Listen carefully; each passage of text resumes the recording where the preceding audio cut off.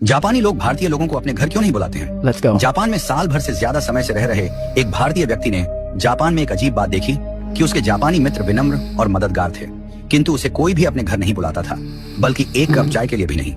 हैरान और आहत होकर आखिरकार उसने एक जापानी मित्र से पूछा कि ऐसा क्यों है। काफी देर तक चुप रहने के बाद उस दोस्त ने भारतीय व्यक्ति को जवाब दिया कि हमें भारतीय इतिहास पढ़ाया जाता है, किंतु प्रेरणा लेने के लिए नहीं, बल्कि एक चेतावनी के तौर पर। Oh my God. ये सुनकर उस भारतीय व्यक्ति ने हैरान होकर पूछा, क्या चेतावनी? भारतीय इतिहास चेतावनी के तौर पर पढ़ाया जाता है? प्लीज बताओ ऐसा क्यों है? तब जापानी दोस्त ने उससे पूछा कि बताओ कितने अंग्रेजों ने भारत पर राज किया था? तब भारतीय व्यक्ति ने कहा शायद लगभग 10,000। जापानी व्यक्ति ने गंभीरता से सिर हिलाया और पूछा उस समय भारत में 30 करोड़ से ज्यादा भारतीय रहते थे, है ना? तो फिर तुम्हारे लोगों पर अत्याचार किसने किया?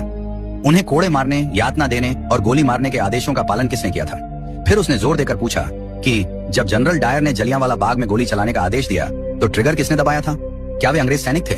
नहीं, वे भारतीय थे। किसी ने भी जनरल डायर पर अपनी राइफल क्यों नहीं तानी? एक ने भी नहीं। फिर उसने कहा तुम जिस गुलामी की बात करते हो ना, यही तुम्हारी असली गुलामी थी, शरीर की नहीं, आत्मा की। वह भारतीय व्यक्ति जडवत, मौन और शर्मिंदा खड़ा सुनता रहा। जापानी मित्र ने आगे कहा चलो बताओ मध्य एशिया से कितने मुगल आए थे? शायद कुछ हजार, और फिर भी उन्होंने सदियों तक तुम पर राज किया। मुगलों ने अपने संख्या बल से भारत में शासन नहीं किया, बल्कि तुम्हारे अपने लोगों ने सिर झुकाकर मुगलों को सलाम किया, अपने लोगों से द्रोह किया और मुगलों की वफादारी की, या तो जिंदा रहने के लिए या फिर चांदी के सिक्कों के लिए। तुम्हारे अपने ही लोगों ने अपना धर्म परिवर्तन कर लिया, अपनी बहन बेटी मुगलों से ब्याह दी। तुम्हारे ही लोगों ने तुम्हारे नायकों को अंग्रेजों को सौंप दिया। बताओ चंद्रशेखर आजाद के साथ विश्वासघात किसने किया था? वे अल्फ्रेड पार्क में छुपे हैं। ये खबर अंग्रेजों को किसने दी थी? भगत सिंह को, उस समय के बड़े राजनेता जो अंग्रेजों से अपनी बातें मनवा सकते थे, उनकी अनुमति के बिना फांसी पर चढ़ाना आसान था क्या? जो कि खुद को देशभक्त कहते थे।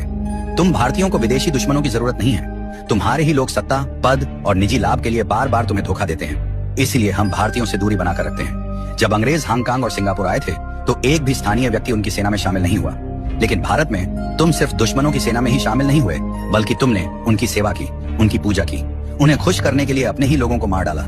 यही नहीं, तुम भारतीय तो आज भी नहीं बदले हो। तुमने इतिहास से कोई सबक नहीं लिया है। आज भी थोड़ी सी मुफ्त की बिजली, एक बोतल शराब, एक कंबल दे दो और तुम्हारा वोट, तुम्हारा जमीर, तुम्हारी आवाज सब बिना सोचे समझे तुम बेच देते हो। तुम्हारी वफादारी तुम्हारे देश के साथ नहीं, बल्कि तुम्हारे पेट के साथ है। तुम नारे लगाते हो, तुम विरोध प्रदर्शन करते हो, लेकिन जब देश को तुम्हारे बलिदान की जरूरत पड़ती है तब तुम कहाँ होते हो?